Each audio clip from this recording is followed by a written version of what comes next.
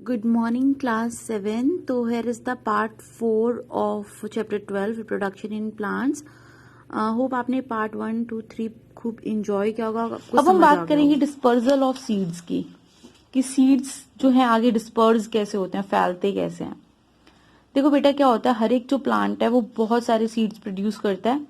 अगर सभी सीड्स जो हैं जर्मिनेट हो जाते हैं, जो मदर प्लांट है, जो मेन प्लांट है जिसमें से वो निकले हैं उसी के पास, तो जो न्यू प्लांट्स हैं उनको तो ऑब्वियस है एडिक्वेट रिसोर्सेज मिलेंगे नहीं. जैसे कि उन्हें सनलाइट, एयर, न्यूट्रिएंट्स चाहिए, वो तो नहीं मिलेंगे ढंग से, क्योंकि मदर प्लांट को भी तो चाहिए, वो तो ऑलरेडी ले रही है, तो उनको कैसे मिलेगा. तो इसीलिए प्रॉपर ग्रोथ के लिए न्यू प्लांट्स की जरूरी है कि वो मदर प्लांट से दूर उनको जो है ग्रो किया जाए. इसी के लिए जो नेसेसरी सीड्स होते हैं वो फैल जाते हैं दूर दूर तक. जो प्रोसेस है सीड्स के फैलने की अलग अलग जगह पर मदर प्लांट से दूर, इसी को हम कहते हैं डिस्पर्जल ऑफ सीड्स. ठीक है, बहुत सारे एजेंट्स होते हैं जो सीड डिस्पर्जल में मदद करते हैं. सीड डिस्पर्जल जो है वो मदद करती है प्लांट की. जो सीड डिस्पर्जल है बेटा, वो मदद करता है प्लांट्स की 3 तरीकों से. सबसे पहले क्या है, ये ओवर क्राउडिंग बचाता है. ओवर क्राउडिंग, अगर एक ही जगह पे इतने सारे प्लांट्स रहेंगे तो ओवर क्राउडिंग हो जाएगी, है ना. फिर वो सब compete करेंगे जो उनको चाहिए फोटोसिंथेसिस के लिए या अपनी ग्रोथ के लिए. तो इस तरीके से ओवर क्राउडिंग बचाता है. Second, it avoids competition for sunlight, water and minerals. तो वही बात कि ये कॉम्पिटिशन जो है उनके बीच में होने से बचाता है. ठीक है. It helps to flourish in new habitats. और ये मदद करता है कि वो नए नए जो हैबिटेट्स है, नई नई जगहें जो हैं वहां पर फ्लरिश कर सकें, राइट, और अच्छी तरीके से उग सके, अच्छी तरह डेवलप हो सकें. Seeds can be disperse through wind, water, animals and explosion. और जो सीड्स हैं वो और किस किस तरीके से डिस्पर्स हो सकते हैं, जैसे हवा से डिस्पर्स हो गए, वाटर से हो गए, एनिमल्स के जरिए हो गए, या एक्सप्लोजन कि कहीं कोई बम्बार्डमेंट हुआ, एक्सप्लोजन हुआ और उस कारण हो गए. ठीक है. तो सबसे dispersal of seeds by wind, किस तरीके से जो सीड्स हैं वो विंड के जरिए डिस्पर्स होते हैं वो हम देखेंगे. जो सीड्स हल्के होते हैं, लाइट होते हैं, छोटे होते हैं और जिनमें टफ्ट्स होते हैं सिल्की हेयर के, राइट, जैसे कि आप इस तरीके के देखते होंगे. इस तरीके से कुछ ऐसे ऐसे हल्के हल्के, जैसे कि बच्चे नॉर्मल भाषा में बूढ़ी माई बोल देते हैं, इस तरीके का सीड आपने ज़्यादातर उड़ता हुआ देखा होगा. तो वो एक्चुअली ये जो बाहर इसके ऐसे कॉटन जैसा धागे धागे होते हैं, सिल्की हेयर, इन्हें टफ्ट कहते हैं. ठीक है. तो जो बीज हल्के होते हैं, छोटे होते हैं और उनमें जिस तरीके ऐसे सिल्की हेयर होते हैं उनकी बॉडी पे, तो वो दूर दूर तक हवा के जरिए पहुंच जाते हैं. ठीक है. इनके एग्जाम्पल क्या हैं, जैसे कि डैंडेलियन, कॉटन, ठीक है, और ये जो फ्रूट है इसका, ठीक है, ये सब विंड के जरिए डिस्पर्स होते हैं. ओके. तो आप यहाँ देख सकते हैं विंग्ड फ्रूट ऑफ एसर. ये देख रहे हो कैसा फ्रूट है उसका.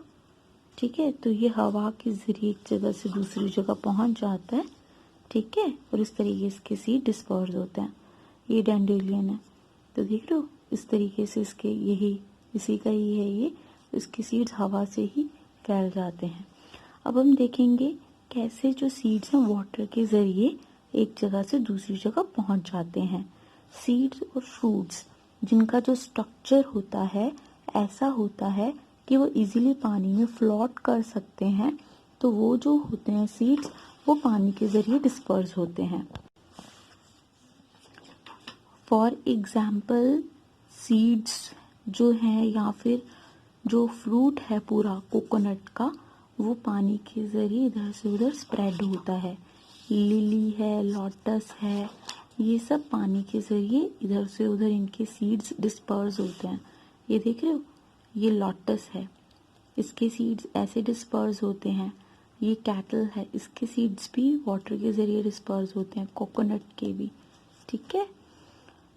कोकोनट का जो पेड़ होते हैं वो ज़्यादातर समंदर के किनारे, सी शोर पे आप देखेंगे तो वो इसीलिए होते हैं क्योंकि वो पानी के ज़रिए इसका जो सीड है या फ्रूट फ्लॉट करता है और फिर इस तरीके से वहीं उसकी पेड़ की डेवलपमेंट हो जाती है। Fibrous fruit falls in water and is carried away by water currents.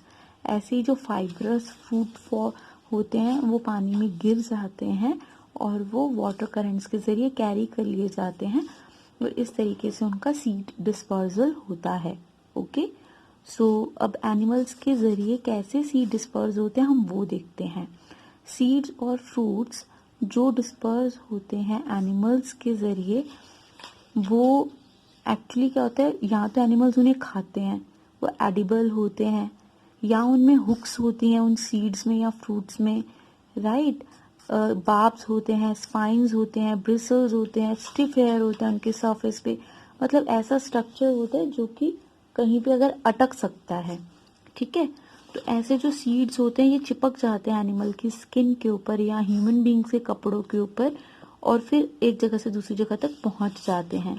Human beings हैं, बर्ड्स हैं, वो फ्रूट का जो ईटेबल पार्ट होता है, जो एडिबल पार्ट होता है वो खाते हैं और फिर सीड्स को फेंक देते हैं। इस तरीके से सीड जर्मिनेट करता है और उससे नया प्लांट बन जाता है, ठीक है।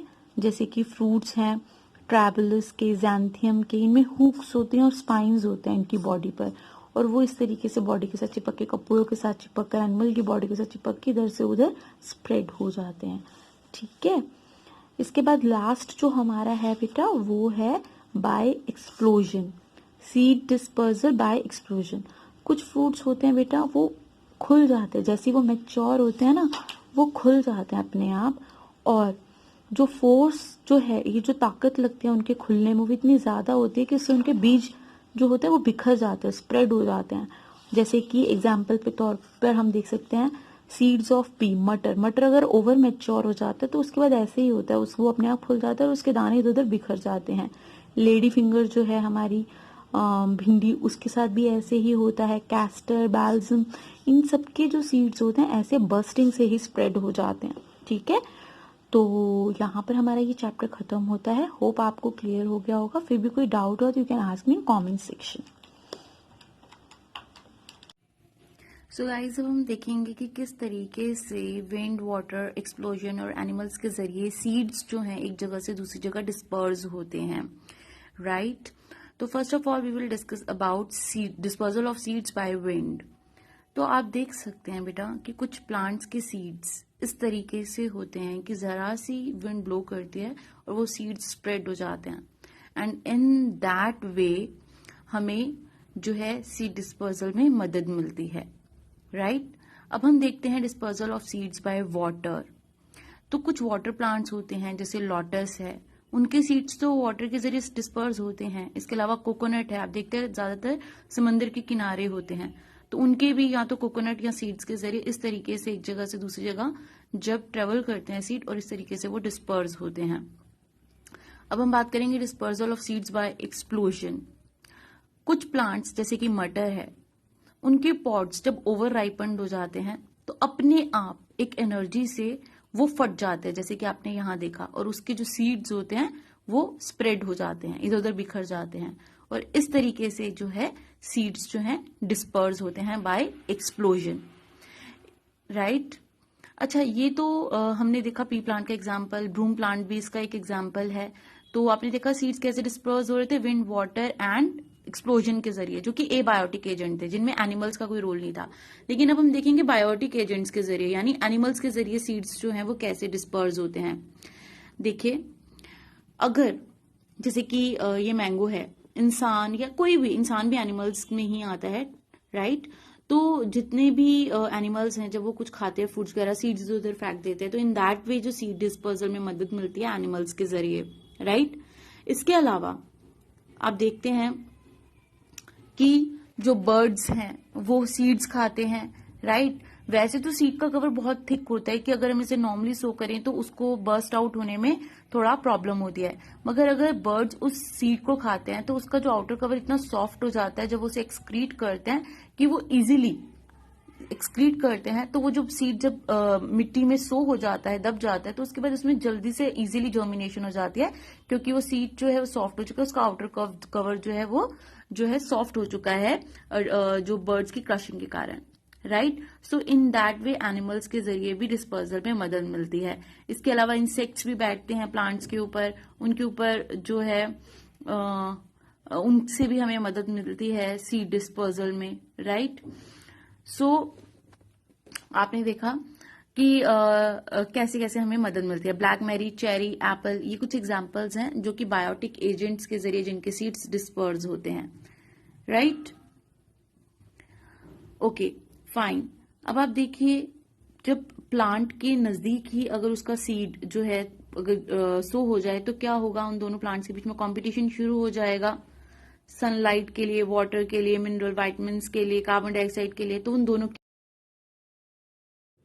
की ग्रोथ नहीं हो पाएगी। सो गाइज आई होप आपने ये वीडियो एंजॉय की होगी। मिलते हैं नए वीडियो के साथ। So till then take care, bye bye, stay blessed, stay healthy, and do like, subscribe and share so that other can also take benefit of it.